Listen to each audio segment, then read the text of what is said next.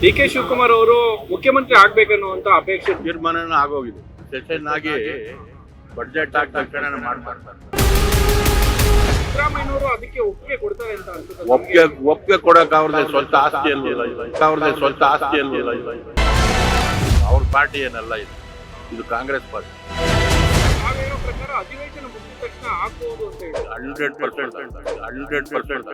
Sir, ಇನ್ನು ಸಿದ್ದರಾಮಯ್ಯನವರ ಮಗ ಯತೀಂದ್ರ ಅವರು ಇಲ್ಲ 5 ವರ್ಷ ನಮ್ಮ ಅಪ್ಪನೇ ಸಿಎಂ ಆಗಿರ್ತಾರೆ ಅಂತ ಹೇಳಿ ಅವ್ರಪ್ಪನ ಏನ್ ಹೇಳ್ತಾರೆ, ಹೈಕಮಾಂಡ್ ಏನ್ ಹೇಳಿದ್ರೆ ಅದು ಅಂತಾರೆ. ಕಾಂಗ್ರೆಸ್ ಇಲ್ಲಿ ಏನು ಇಲ್ಲೇ ಇದ್ದಾಗ ಅವರು ಅಧ್ಯಕ್ಷರ ಪಟ್ಟ ಕೊಟ್ಟು ತಗೊಂಡ್ಮೇಲೆ ಅವರು ರಾತ್ರಿ ಆಗಲು ಕೆಲಸ ಮಾಡಿ ಕಾಂಗ್ರೆಸ್ಗೆ ಜೀವ ಕೊಟ್ಟಿದ್ದಾರೆ. ಒಂದು ವಿರೋಧ ಪಕ್ಷದ ನಾಯಕರಂದ್ರೆ ಅವ್ರ ಚೀಫ್ ಮಿನಿಸ್ಟರ್ ಏನ್ ಮಾತಾಡ್ತಾರೋ ಆ ಮಟ್ಟಕ್ಕೆ ಮಾತಾಡ್ಬೇಕು. ಯಾರ ಪಂಚಾಯತಿ ಲೆವೆಲ್ ಅಲ್ಲಿ ಟೀ ಅಂಗಡಿ ಹತ್ರ ಕೂತ್ಕೊಂಡು ಮಾತಾಡ್ದಂಗೆ ಮಾತಾಡ್ತಾರೆ, ಎಲ್ಲದಕ್ಕೂ ರಿಪ್ಲೈ ಕೊಡ್ತಾರೆ. ಮೊದ್ಲ ಸರಿ ಮಾಡ್ಕೊಂಡಿಲ್ಲ ಫ್ಯೂಚರ್ ಹಾಳು ಮಾಡ್ಕೊತಾರೆ. ಸರ್ ನಮಸ್ತೆ. ನಮಸ್ಕಾರ. ಸರ್, ತಾವು ಮಾಜಿ ಮೇಯರ್ ಕೂಡ ಆಗಿದ್ದರು. ಹೌದೌದು ಸರ್, ಈಗ ಅಧಿವೇಶನ ಕೂಡ ಬೆಳಗಾವಿನಲ್ಲಿ ನಡೀತಾ ಇದೆ. ಹೌದು. ಡಿ ಕೆ ಶಿವಕುಮಾರ್ ಅವರು ಮುಖ್ಯಮಂತ್ರಿ ಆಗ್ಬೇಕನ್ನುವಂತ ಅಪೇಕ್ಷೆ ತುಂಬಾ ಜನಕ್ಕೆ ಇರುವಂತದ್ದು. ಹೌದು. ಸೊ ಅದ್ರ ಬಗ್ಗೆ ತಾವೇನ್ ಹೇಳ್ತೀವಿ ಸರ್? ಆಗಿರ್ಬೇಕು, ಆಗಿದೆ, ಅದು ಆಗ್ಬೋದು. ತೀರ್ಮಾನ ಆಗೋಗಿದೆ. ಸೆಷನ್ ಆಗಿ ಬಡ್ಜೆಟ್ ಆದ ತಕ್ಷಣ ಮಾಡ್ತಾರೆ. ಬಜೆಟ್ ಆಗಿದ ತಕ್ಷಣ ಆಗುತ್ತೆ ಅಂತೀವಿ 100%. ಸರ್, ಇನ್ನು ಸಿದ್ದರಾಮಯ್ಯನವರು ಅದಕ್ಕೆ ಒಪ್ಪಿಗೆ ಕೊಡ್ತಾರೆ ಅಂತ ಅನ್ಸುತ್ತೆ. ಒಪ್ಪಿಗೆ ಕೊಡಕ್ ಅವ್ರದೇ ಸ್ವಂತ ಆಸ್ತಿ ಅಲ್ವಲ್ಲ ಇದು ಕಾಂಗ್ರೆಸ್ ಆಸ್ತಿ. ಕಾಂಗ್ರೆಸ್ ಏನ್ ಹೇಳ್ತದೋ ಅದು ಕೇಳ್ಬೇಕು. ಹೈಕಮಾಂಡ್ ಏನ್ ಹೇಳಿದ್ರು ಅದನ್ನ ಹೌದು ಕೇಳಬೇಕು. ಹೌದು. ಅವ್ರ ಪಾರ್ಟಿ ಏನಲ್ಲ ಇದು ಕಾಂಗ್ರೆಸ್ ಪಾರ್ಟಿ. ಎಲ್ಲಾ ಸೇವೆ ಮಾಡಿರೋದು ಕಾಂಗ್ರೆಸ್ ಹೆಸರಲ್ಲಿ ಗೆದ್ದಿರೋದು, ಕಾಂಗ್ರೆಸ್ MLA ಗಳಿರೋದು, ಕಾಂಗ್ರೆಸ್ ಓಟದಿಂದ ಬಂದಿರೋದು, ಕಾಂಗ್ರೆಸ್ ಇಂದಾನೆ ಕೆಲಸ ಮಾಡಿರೋದು. ಯಾರು ಸ್ವಂತ ಯಾರು ಮಾಡಿರೋದು. ಸರ್, ತಾವ್ ಹೇಳೋ ಪ್ರಕಾರ ಅಧಿವೇಶನ ಮುಗಿದ ತಕ್ಷಣ ಆಗ್ಬಹುದು ಅಂತ ಹೇಳಿ 100%. ಯಾವ ಆಧಾರದ ಮೇಲೆ ಹೇಳ್ತೀವಿ? ಸಟ್ಲ್ ಆಗಿದೆ. ಸಟ್ಲ್ ಆದ್ಮೇಲೆನೆ ಅವ್ರು ಎಲ್ಲಾರು ಇವಾಗ ಜಾರಕಿಹೊಳಿ ಎಲ್ಲಾ ಜಿಲ್ಲೆಯವ್ರನ್ನ ಕರೆದು ಮಾತಾಡ್ತಾ ಇದಾರಲ್ಲ. ಟೀಕೆ ಯಾಕೆ ಮಾತಾಡ್ತಿದ್ದಾರೆ, ಅವ್ರವ್ರ ಜಿಲ್ಲೆಗೆ ಯಾರಿಗೆ ಕೊಡ್ಬೇಕು, ಮುಂದಕ್ಕೆ ಏನ್ ಮಾಡ್ಬೇಕು, ನೀವೇ ಇರ್ತೀರಾ ಎಲ್ಲ ಕನ್ಸಲ್ಟ್ ಮಾಡ್ತಾ ಇದ್ದಾರೆ. ನೆಕ್ಸ್ಟ್ ಕ್ಯಾಬಿನೆಟ್ ತಾನೇ ನೆಕ್ಸ್ಟ್ ಎಲೆಕ್ಷನ್ಗೆ ಹೋಗೋದು.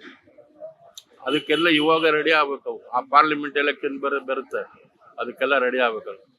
ಸರ್, ತಮಗೆ ತಾವು ಕೂಡ ಮಾಜಿ ಮೇಯರ್ ಆಗಿ ತಮ್ಗೆ ಯಾಕೆ ಅನ್ಸುತ್ತೆ ಡಿ ಕೆ ಶಿವಕುಮಾರ್ ಅವ್ರಿಗೆ ಮುಖ್ಯಮಂತ್ರಿ ಸ್ಥಾನ ಕೊಡೋದು ಸೂಕ್ತ ಅಂತ ತಮ್ಗೆ ಯಾಕೆ ಅನ್ಸುತ್ತೆ? ಯಾಕೆ ಅನ್ಸುತ್ತೆ, ಕಾಂಗ್ರೆಸ್ ಇಲ್ಲಿ ಏನು ಇಲ್ಲೇ ಇದ್ದಾಗ ಅವರು ಅಧ್ಯಕ್ಷರ ಪಟ್ಟ ಕೊಟ್ಟು ತಗೊಂಡ್ಮೇಲೆ ಅವರು ರಾತ್ರಿ ಆಗಲು ಕೆಲಸ ಮಾಡಿ ಸಿಕ್ಕಾಪಟ್ಟೆ ಕಷ್ಟಪಟ್ಟು ದನ ಮನ ಎಲ್ಲ ವ್ಯಯ ಮಾಡಿ ಕಾಂಗ್ರೆಸ್ಗೆ ಪ್ರಾಣ ಜೀವ ಕೊಟ್ಟಿದ್ದಾರೆ.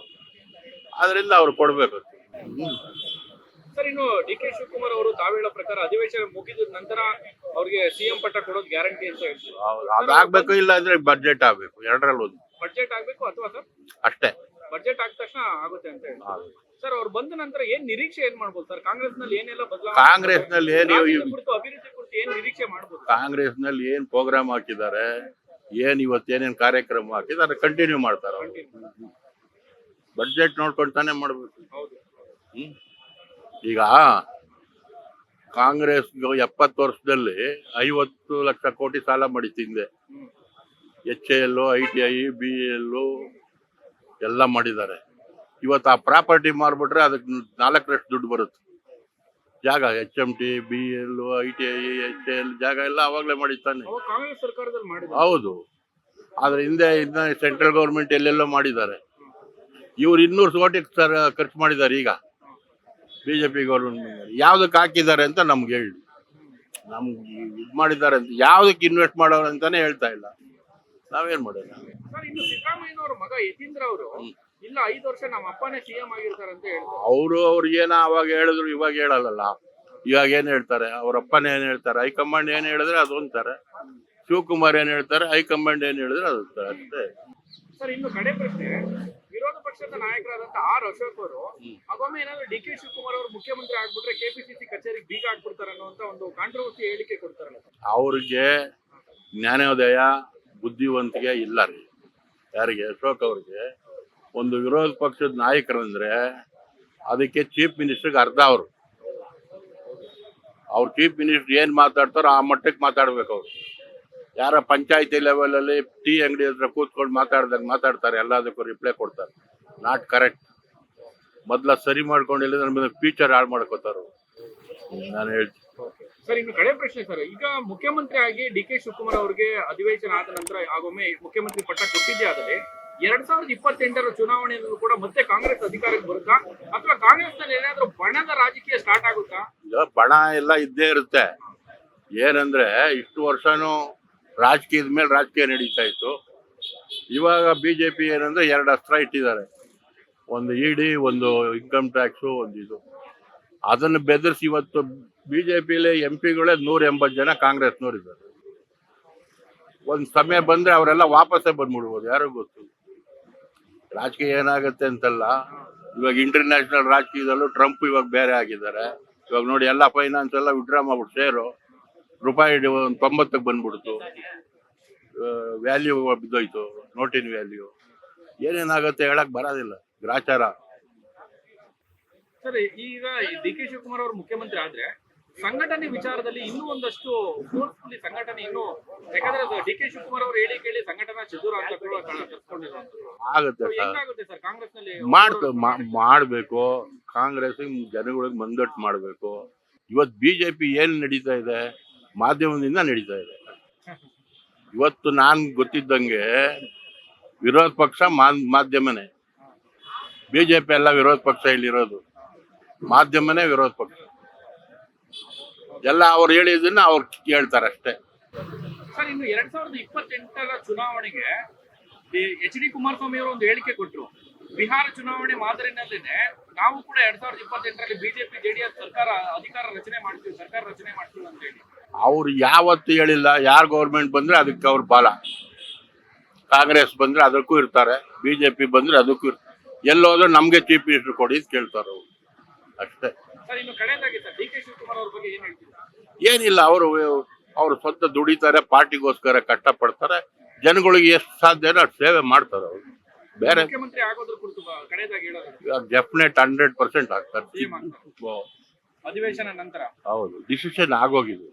ಡಿ ಕೆ ಶಿವಕುಮಾರ್ ಏನಾದ್ರು ಕರ್ನಾಟಕದ ಚೀಫ್ ಮಿನಿಸ್ಟರ್ ಆದ ಪಕ್ಷದಲ್ಲಿ ನಮ್ಮ ಕನಕಪುರ ತಾಲೂಕಿಗೆ ಕಾವೇರಿ ಡ್ಯಾಮ್ ಏನ್ ಕಟ್ಟಬೇಕು ಅಂತ ಇದಾರೋ, ಕಾವೇರಿ ಮೇಕೆದಾಟು ಡ್ಯಾಮ್ ಕಟ್ಟಬೇಕು ಅಂತ ಇದಾರೋ ಖಂಡಿತ ಮಾಡ್ತಾರೆ. ಅದಂತೂ ಡೆಫಿನೆಟ್. ಮತ್ತು ಈಗ ಕಾವೇರಿ ಇಲ್ಲೂ ಪ್ರಪಂಚದಲ್ಲಿ ಕೆರೆ ಇರೋ ಕಡೆ ಗ್ರಾಮ, ನದಿ ಇರೋ ಕಡೆ ಸಿಟಿ. ನದಿನೂ ಇಲ್ಲ, ಏನೂ ಇಲ್ಲ, ಸಿಟಿ ಮಧ್ಯ ಬೆಳೆದಿರೋದು ಇದು ಬೆಂಗಳೂರು. 1 ವರ್ಷ ಏನಾದ್ರು ಕಾವೇರಿಲಿ ನೀರಿಲ್ಲ ಅಂದ್ರೆ ಅಷ್ಟೇ ಆಯ್ತು. ಅಲ್ಲಿ ಮೇಕೆದೇವ ಘಾಟಲ್ಲಿ ಅಲ್ಲಿ ಕಟ್ಟಿದ್ರೇನೆ ಅಲ್ಲಿ ನೀರು ಸ್ಟೋರೇಜ್ ಮಾಡ್ಕೊಳಕ್ ಅವಕಾಶ ಆಗ್ತದೆ. ತಮಿಳ್ನಾಡಿಗೂ ಅನುಕೂಲ ಆಗುತ್ತೆ, ಕರ್ನಾಟಕಕ್ಕೂ ಅನುಕೂಲ ಆಗುತ್ತೆ. ಯಾರು ಸುಮ್ನೆ ರಾಜಕೀಯ ಮಾತಾಡಿದ್ರೆ ವಿರೋಧ ಮಾಡ್ತಾರಲ್ಲ ಸರ್ ಡಿ ಕೆ ಶಿವಕುಮಾರ್ ಅವರ ಒಂದು ಮೇಕೆದಾಟು ಯೋಜನೆಗೆ? ಅದು ಅವ್ರ ಜನಗಳಿಗೆ ಒಪ್ಸಕ್ ಮಾಡ್ತಾರೆ ಅಷ್ಟೇ, ಮನ್ಸೊಳಗಿಲ್ಲ. ಮಳೆ ಇಲ್ದಿದ್ರೆ ಏನ್ ಮಾಡ್ತಾರೆ? ನೀರ್ಗೆ ಏನ್ ಮಾಡ್ಬೇಕು? ಏನ್ ಹೊಸಿ ಇದೆಯಾ ನೀರು? ಎಲ್ಲಿಂದ ತರೋದು? ಎಷ್ಟೋ ನೀರು ಕಾವೇರಿ ಕರ್ಕೊಂಡು ಹೋಗ್ತಾ ಇದೆ ಸಮುದ್ರಕ್ಕೆ. ನೋಡಿ, ಆ ಕಾವೇರಿ ಮಾಡಿದಾಗ ಬಸವಲಿಂಗಪ್ಪ ಅವರು ಹಿಂದೆ ಮಿನಿಸ್ಟ್ರಿ ದೇವರಾಜ ಕಾಲದಲ್ಲಿ ಮಾಡಿದ್ರು. ಅಲ್ಲಿ ತೊರೆಕಾಡಿನಳ್ಳಿಯಿಂದ ಬೆಂಗಳೂರವರೆಗೂ land acquisition plus water line, cleaning machine, ಇದು ಎಲ್ಲ ಸೇರಿಸಿ ಬರೀ 18 ಕೋಟಿ ಖರ್ಚಾಗಿರೋದು. ಬರೀ 18 ಕೋಟಿ ಖರ್ಚಾಗಿರೋದು. ಮುಗಿದಮ್ಮಂತ ಚೀಫ್ ಇಂಜಿನಿಯರ್ ಅವ್ರು ಮಾಡಿದ್ದು, ದೇವರಾಜ ಕಾಲದಲ್ಲಿ ಬಸವಲಿಂಗಪ್ಪ ಅದನ್ನ ಮಾಡಿ ಕಾವೇರಿ. ಇನ್ನೊಂದು ಭಯ ಸರ್, ಡಿ ಕೆ ಶಿವಕುಮಾರ್ ಅವರು ಏನಾದ್ರು ಮುಖ್ಯಮಂತ್ರಿ ಆದ್ರೆ ಕೆಲವರಿಗೆ ಉಳಿಗಾಲ ಇಲ್ಲ ಅಂತ ಕಾಂಗ್ರೆಸ್ ನಲ್ಲೇ ಕೆಲವರು ಭಯ ಇದೆ, ಬಿಜೆಪಿ ನಲ್ಲೂ ಅದೇ ಕಾರಣಕ್ಕೆ ಇವ್ರನ್ನ ಅವಾಯ್ಡ್ ಮಾಡ್ತಾರೆ. ಇಲ್ಲ, ಅದೆಲ್ಲ ಏನಿಲ್ಲ, ಎಲ್ಲ ಸೆಟ್ಲ್ ಆಗಿದೆ, ಮಾಡ್ತಾರ ಹೈಕಮಾಂಡ್ ಅವ್ರು ಮಾಡಿ. ಯಾರ ಕಾಂಗ್ರೆಸ್ ಬಿಟ್ಬಿಟ್ಟು ಹೋಗ್ಬಿಟ್ಟು ಅವ್ರು ಎಲ್ಲಿಂದ ಗೆಲ್ಲೋದು? ಸೀಟ್ ಕೊಡೋರು ಯಾರು? ಬಿಜೆಪಿ ಅವ್ರು ಬೇರೆ ಇರ್ತಾರೆ, ಅಲ್ಲಿ ದಳದವ್ರು ಬೇರೆ ಇರ್ತಾರೆ. ಇವ್ರು ಹೋಗ್ಬಿಟ್ರೆ ಅವ್ರಿಗೆಲ್ಲ ಬಿಟ್ಬಿಟ್ಟು ಇವ್ರಿಗೆ ಸೀಟ್ ಕೊಟ್ಬಿಡ್ತಾರ? ಇನ್ನು ಕೆಲವರು ಹೇಳೋದುಂಟು ಸರ್, ಆಗೊಮ್ಮೆ ಮುಖ್ಯಮಂತ್ರಿ ಸ್ಥಾನ ಕೊಡದೇ ಇದ್ರೆ ಡಿ ಕೆ ಶಿವಕುಮಾರ್ ಅವ್ರಿಗೆ ಕಾಂಗ್ರೆಸ್ ನಲ್ಲಿ ಇರುವಂತಹ ಶಾಸಕರುಗಳನ್ನ ಕರ್ಕೊಂಡು ಬಿಜೆಪಿಗೆ ಸರ್ಕಾರ ರಚನೆ ಮಾಡ್ಬಿಡ್ತಾರಂತ. ಅದೆಲ್ಲ ಸುಳ್ಳು. ಅವ್ರು ಹೋಗೋದಿದ್ರೆ ಅವಾಗ ಜೈಲ್ಗೆ ಹಾಕಿದ್ರಲ್ಲ, ಅವಾಗೇ ಹೋಗಿರೋರು. ಅವಾಗಲೇ ಬೇಕಾದ್ರೆ ಅವ್ರನ್ನ ಕರೆದ್ಬಿಟ್ಟು ಮಾಡಿ ಜೈಲಿಂದ ಅವತ್ತೇ ಬಿಡುಗಡೆನೂ ಮಾಡ್ಬಿಟ್ಟಿರೋರು. ಅವ್ರು ಅದು ಹೋಗ್ದಲೆ ಹಠ ಮಾಡ್ಕೊಂಡು ಜೈಲ್ಗೂ ಹೋಗಿ ಬಂದ್ರು. ಅವ್ರು ಹೋಗೋದಿಲ್ಲ. ಅವ್ರು ಕಾಂಗ್ರೆಸ್ ಬ್ಲಡ್ ಅದು.